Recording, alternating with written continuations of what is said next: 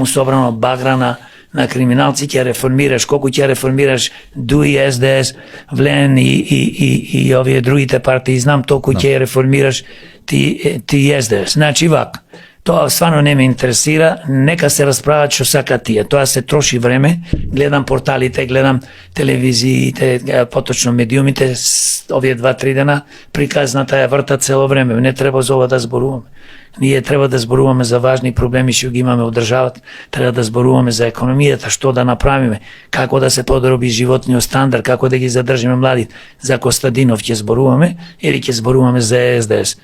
Заборај Трајче Занев, тие не вредат да се дискутира, тоа е мојот одговор. Сакате да ми кажете дека тоа е внатрешно прашање нивно во СДСМ, ако ве сватив, но многу пати сте говореле за Мицкоски, а кој е вашето мислење за Филипчеве како СДСМ за нивниот резултат на локалните избори, например, кој би го направиле СДСМ? Дали имаат некакви шанси? Види, за Филипче немам добро мислење, бидејќи тој беше одговорен како министер за здравство, каде што 14 пациенти живи изгоре во модуларната болница во Тетово.